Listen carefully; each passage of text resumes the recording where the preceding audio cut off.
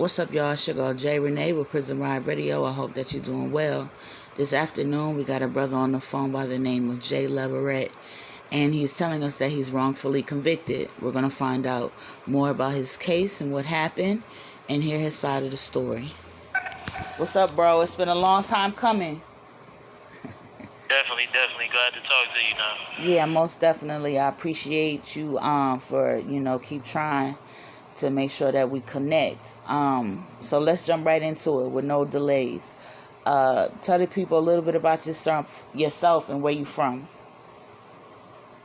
My name is Jay Leverette. I go by Jay Gift. I'm actually from Buffalo, New York. I live in Atlanta, Georgia now, before my incarceration. Okay. Past few years I've been there in Charlotte, North Carolina. Okay. How long have you been incarcerated? Since 15 months now. 15 months, okay. So let's talk about, I know you was telling me that you were wrongfully convicted. Can you tell us a little bit more about that? And let us know, I want to ask you, you are innocent of the crime that you were convicted of?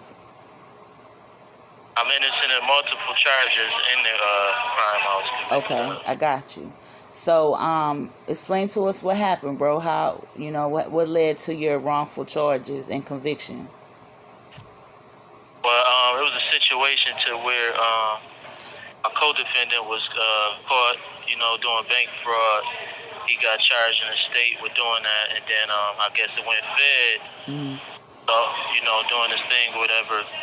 But prior to that, him and an uncle of mine is now deceased. Was interactive, and uncle of mine had a phone that was in my name because he had just got out of incarceration, and I was with the co-defendant one time before unknowingly that he did some whatever he was doing, and then later on, along with the phone, I guess they done did about 20 different events. Later on, the feds come at me because the phone was in my name. And since my uncle had died at the time, they basically flipped dude on me to take everything.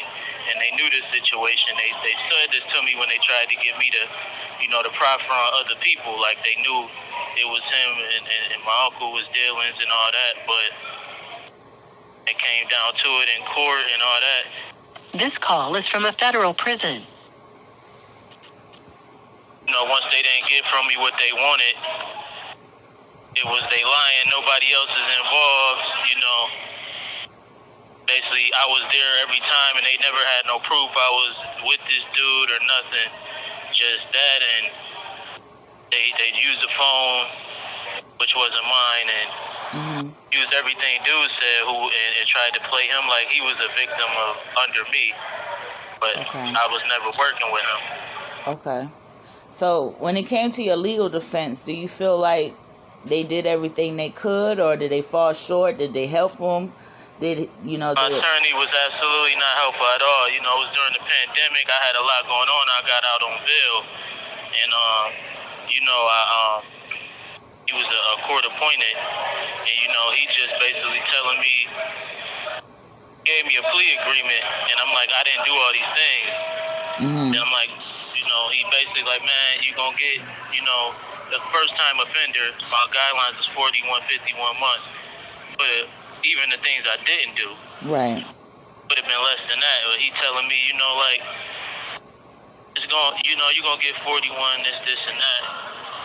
And you go to trial. He never telling me what I'm facing. I keep asking him, he never telling me what I'm facing. Going to trial, and they gonna say, your co-defendant gonna say you were at these places, all this and that, and you just keep pressing that. I never signed it. Okay. Boom. And he was like, yeah, when we just plead guilty to, plead guilty to aiding and abetting. They got you on one of them. I'm gonna have them change up the plea. Because they had you leadership, supervising, and all this. I'm like, I ain't do nothing. I'm gonna have them change it up. So we went to court. I plead guilty. He was like, you're going to get under the 41. Then next thing I know, when it comes time with my sentencing, they come at me with a PSI saying all this stuff I didn't do. I ain't admit to it, and I'm at all these places. I tell him that, it's his point to argue it. Right. came to sentencing, he never argued it. He heard them lie and say nobody else is involved after they told me, we got this evidence that it was somebody else involved. And basically, since he dead, they can't do nothing about it. Put it all on me. And he ain't say nothing about that or nothing. They ain't sentencing or nothing. Then they over-sentenced me to 60 months. And then after that, I told him, I can file an appeal for that. He's supposed to put in a notice of appeal, but he knew I was going to bring up all this stuff in my appeal, and he just put it in and didn't even say none of this in the appeal either. Wow. And he put it in without my consent or me even going over it. Yeah, so that's what I'm like fighting a piece now. of work too. So what's the total amount of time that you've been charged with? 60 months. 60 months. And how much, according to you, for the crimes that you didn't commit, subtract them, how much time should be serving? Well, even because of the amount of the fraud, it was 41, 51 months. But I wasn't even at all those things, which I told him. He was like, well, it don't matter. All it's going to do is change your restitution. Then when I later found out that was going to change my whole thing anyway. I would have probably only, been facing 2 years or less. Wow, okay. Maybe even a year, not even, had to even see any prison time. Okay. I know that's got to be a lot dealing with a wrongful conviction, and it got to feel like kind of like hopeless a little bit because the people that's supposed to helping you aren't helping. And, you got a frontline view that the justice system isn't always just. How have you been, how you holding up? Like, how you staying motivated? I've been strong, before I came in, I got into acting and all that. I was, chasing my dream. I had moved away from my hometown and I was getting buzzed and getting stuff on the table and all that, so this kind of roughed that. But, I done wrote a movie about it, everything, so I've been doing that. And besides, the conditions bad now because of COVID and everywhere understaffed and ain't getting fed right. There's so much going on now. So yeah, it's a lot. So how can people reach out to you if they want to get in touch with you, bro, and show you support? I'm in El Reno, FCI El Reno in Oklahoma. Okay.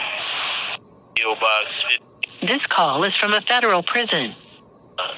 73036, or you can use my name and my inmate number 728-24019, or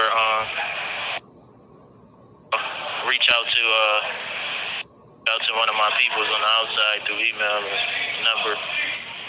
Okay. I can get that to you. Yeah, make sure you get that to me for sure. Is there anything else that you want to say, bro? Because I know time limited. Nah. At this moment, that's pretty much it. These people just try to do whatever they can to get a conviction, and when they don't get what they want. Yeah, they show up. These public defenders is not, when they ain't want to fight, they on their side. Look, he act like they on your side. Yeah. And you all jammed up. There's a lot of people in here in a situation they fighting. Stuff they ain't do or took pleas because of these feds is dirty. Yeah. Well, you make sure that you keep your head, bro, and you keep up the fight. We definitely going to put this out and bring some exposure to what's going on with you, okay?